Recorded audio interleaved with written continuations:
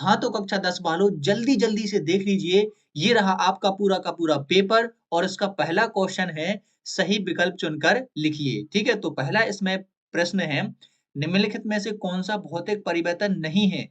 ध्यान दीजिए, हमसे पूछा गया भौतिक परिवर्तन नहीं है, तो उसका आंसर हो जाएगा एलपीजी का दहन। अब यहाँ पर आप देखेंगे कि मोमबत्ती का पिघलना तो है, तो यहाँ पर मोमबत्ती का जलना नहीं है, यहाँ पर पिघलना है, इसलिए ये भौतिक परिवर्तन होगा। ठीक है, तो यहाँ पर एलपीजी का दहन क्या नहीं होगा, भौतिक परिवर्तन।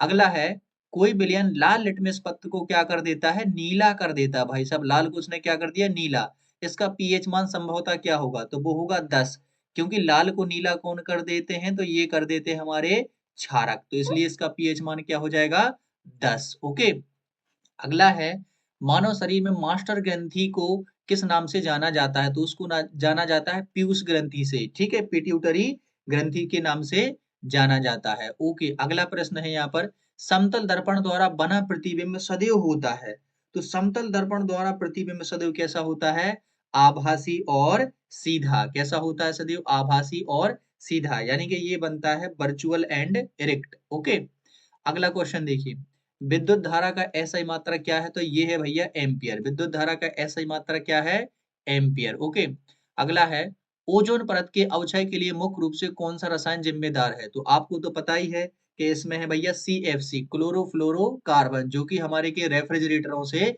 यहाँ पर निकलती है। ओके, तो यही अच्छे तरीके से जिम्मेदार है। अब आ जाता है हमारा दूसरा क्वेश्चन, रिक्त स्थानों की यहाँ पर पूर्ति कीजिए। ओके, तो यहाँ पर हमारा पहला क्वेश्चन क्या है रिक्त स्थानों की पूर्ति में, देखिए जरा, इसके लिए मैं आपको, हाँ इसको, ओके, तो रिक्त स्थानों की पूर्ति करना है, तो पहला है यहाँ पर वसा युक्त खाद्य सामग्री को विकृत गंधता से बचाने के लिए उसमें कौन सी गैस यहाँ पर मिलाई जाती है, तो उसमें मिलाई जाती है नाइट्रोजन। कौन सी मिलाई जाती है, नाइट्रोजन। ओके, ये आप लोगों ने पढ़ ही रखा होगा। बेरासायनिक अभिक्रियाएं जिनमें ऊष्मा उत्सर्जित होती है उनको क्या बोलते हैं, तो ऊष्माक्षेपी, ये तो आपको पता ही है। ओके सर जी, ये तो मुझे पता ही है, चलो आगे बढ़ो। ओके बच्चों, आप लोगों का आज का पेपर बेहतरीन जाने वाला है। ठीक है, दो तंत्रिका कोशिकाओं के मध्य के स्थान को क्या बोल देते हैं, तो उसको बोलते हैं अंतर्ग्रथन, या इंग्लिश में बोल देते हैं सिनेप्स। क्या बोल देते हैं, सिनेप्स। CnH2n का सामान्य सूत्र क्या है, तो भैया कह दो ना, ये किसके हैं, ये हैं एल्कीन के। किसके हैं, एल्कीन के। और कह दो ना प्लस टू होता है किसका, एल्केन का। और कह दो ना टू माइनस किसका होता है, एल्काइन का। ठीक है, ये आपको पता होना ही चाहिए। अगला है विद्युत ऊर्जा का व्यापारिक मात्रक यहाँ पर क्या होता है, तो वो होता है यूनिट। क्या होता है, यूनिट। ठीक है, यूनिट, ये इसका एसआई मात्रक, वो व्यवहारिक मात्रक होता है, या किलोवाट घंटा भी लिख सकते हैं। अब देखिए, ये तो एल्कीन का हो गया, चलो मैंने जो गाना गा के बताया था वो मैं बता देता हूँ। तो एल्केन का यदि अपन को चाहिए, एल्केन का सामान्य सूत्र होता है CnH2n 2n प्लस के 2। ओके, मैं इसको थोड़ा यहाँ लिख देता हूँ, कोई बात नहीं, चलो हट जाओ हट जाओ, इसको मैं थोड़ा यहाँ लिख देता हूँ। तो इनका होता है CnH2n प्लस के 2, और इसके बाद में होते हैं एल्काइन, तो उनका भी मैं यहाँ पर लिख देता हूँ। एल्काइन का सामान्य सूत्र होता है CnH2n माइनस 2। तो ये यदि इन तीन में से कोई एक आ जाए तो आप लोग कर सकते हैं। ओके, अगला है आहार श्रृंखला में ऊर्जा का प्रभाव सदैव कैसा होता है, तो भैया एक ही दिशा में होता है। कैसा होता है, एक दिशा में होता है, एक दिश होता है। ओके, अगला, तो यहाँ पर अगला जो हमारा क्वेश्चन है उसमें देखिए हमसे क्या पूछा गया है, सत्य असत्य का चयन यहाँ पर हमें करना है। तो सोडियम को केरोसिन में डुबो कर रखा जाता है, तो बिल्कुल रखा जाता है भाइयों और बहनों, रखा जाता है। जिप्सम को गर्म करने पर पीओपी यानी कि प्लास्टर ऑफ पेरिस प्राप्त होता है। पीओपी यानी कि प्लास्टर ऑफ पेरिस यहाँ पर प्राप्त होता है, तो सत्य है भैया, होता है।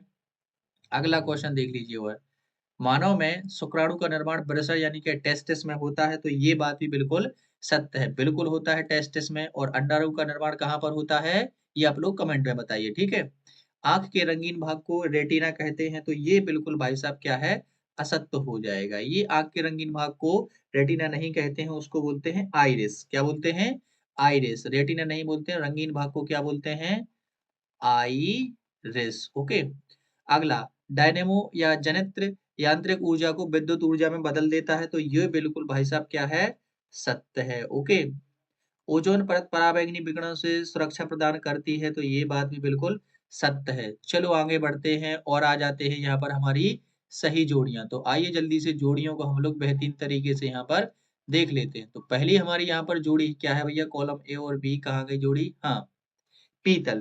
तो सबसे पहले हमसे पीतल का पूछा गया, तो पीतल है भैया एक मिश्र धातु, क्या है, तो ये इसका पहला आंसर हो जाएगा। HNO3, तो HNO3 क्या है भाई साहब, HNO3 से क्या होती है भैया, अम्ल वर्षा। HNO3 एक अम्ल है, इसकी वजह से क्या होने लगती है, अम्ल वर्षा। ओके। न्यूरॉन, न्यूरॉन क्या है भैया, तो देख लीजिए जरा, न्यूरॉन है तंत्रिका तंत्र की इकाई, तो ये हो जाएगा हमारा तीसरा। ये आपको सब पता है, बस मैं थोड़ा सा कंफर्म कर देता हूँ आपके लिए, ठीक है। मेंडल, तो मेंडल ने क्या दिया था भैया, मेंडल ने दिया था अनुवांशिकता के नियम, तो ये हो जाएगा चौथे का यहाँ पर आंसर। अगला देख लीजिए यहाँ पर विद्युत ऊर्जा, तो ये विद्युत ऊर्जा किसका मात्रक यहाँ पर हो जाएगा, जूल का, ठीक है, यानी कि विद्युत ऊर्जा का मात्रक जूल। स्नेल का नियम किससे संबंधित है, तो भैया प्रकाश के अपवर्तन से। ओके, अब आपको मुझे यहाँ पर कमेंट में बताना है कि स्नेल का नियम क्या यही होता है, साइन आई बटे साइन आर बराबर के म्यू, जो कि एक कांस्टेंट यानी कि नियतांक होता है, जिसे माध्यम का एक माध्यम का दूसरे माध्यम के सापेक्ष अपवर्तनांक कहते हैं। क्या यही होता है, कमेंट में हाँ या ना लिखिए। ओके, चलो देखते हैं अगला क्वेश्चन, और यहाँ पर आपसे क्या पूछा गया है भाई साहब, एक शब्द या एक वाक्य में यहाँ पर उत्तर दीजिए। ओके, चलो दे लेते हैं जल्दी से। लोहे पर जंग लगना किस प्रकार की अभिक्रिया है, तो लोहे पर जंग लगना जो भैया अभिक्रिया है वो है, एक तो है देखो ऑक्सीकरण, कैसी है, ऑक्सीकरण। अब आपने सोचा नहीं होगा कि इसका आंसर ऐसे भी होगा, मैं तो भौतिक और रासायनिक, ऑक्सीकरण भी लिख सकते हैं आप लोग, और यहाँ पर रासायनिक भी लिख सकते हैं, एक रासायनिक अभिक्रिया है, ठीक है। सिरके में कौन सा अम्ल उपस्थित होता है, तो सिरके में होता है भैया एसिटिक अम्ल, क्या होता है, एसिटिक अम्ल। ओके, सिरके में कौन सा अम्ल, एसिटिक अम्ल, ठीक है। उस हार्मोन का नाम बताइए जो पौधे में वृद्धि को रोकता है, रोकता है, अपन को बताना है, उस हार्मोन का नाम बताना है जो पौधे में वृद्धि को रोकता है। ओके, सभी तो बढ़ाते हैं लेकिन ये रोकता है, तो ये है भैया एस बेसिक, क्या है, एस बेसिक, ठीक है।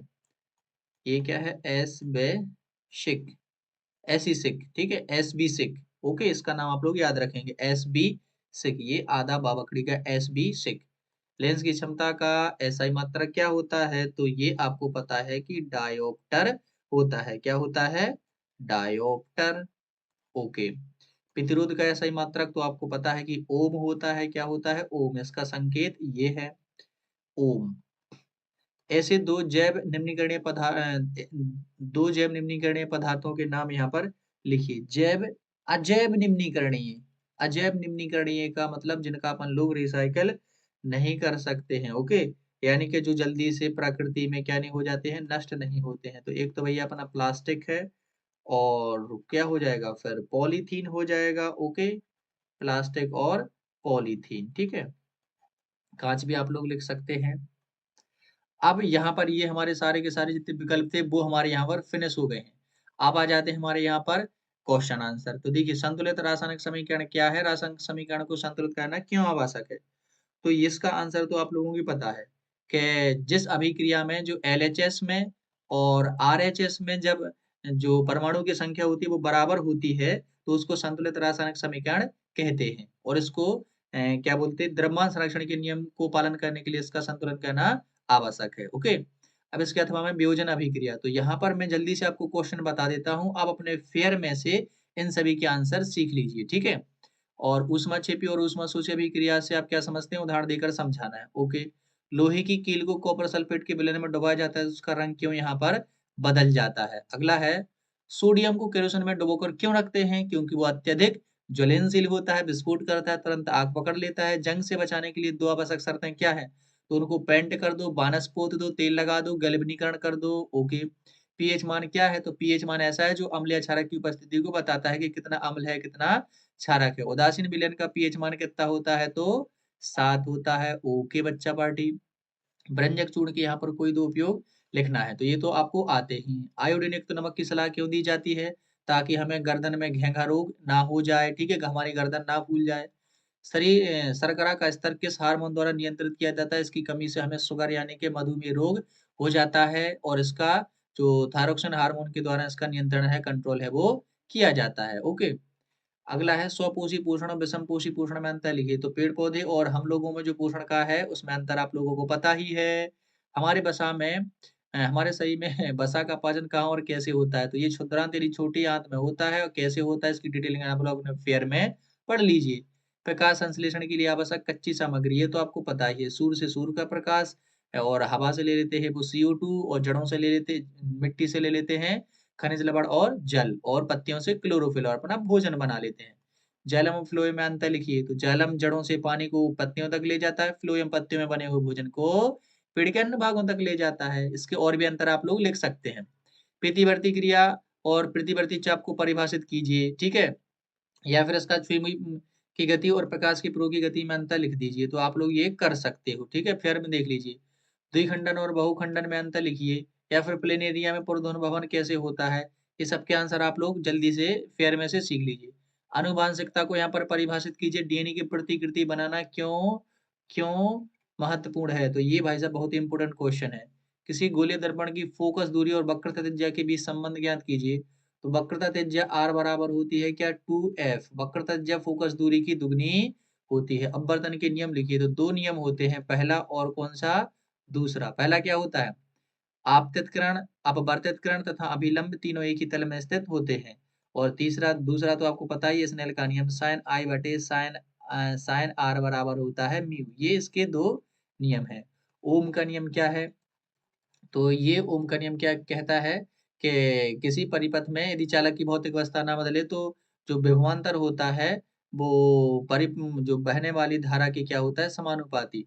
तो भी समानुपाती आई यानी कि भी बराबर आ जाता है आर आई। ये नियतांक है जिसको प्रतिरोध कहते हैं। ओके।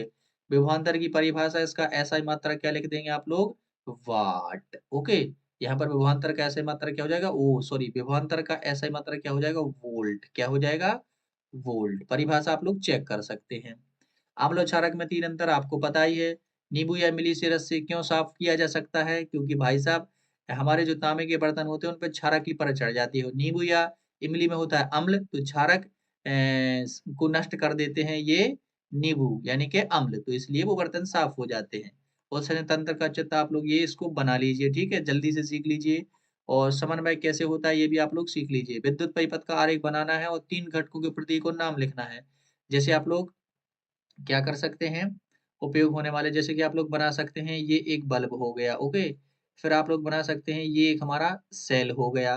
फिर आप लोग बना सकते हैं ये हमारा क्या एक ये हमारी क्या होगी यहाँ पर एक ये हमारी होगी यहाँ पर क्या बैटरी। तो ऐसे आप लोग बना सकते हैं, ठीक है। हाँ, चलिए देखते हैं और कहाँ यहाँ पर हमारे प्रश्न हैं। Okay, okay.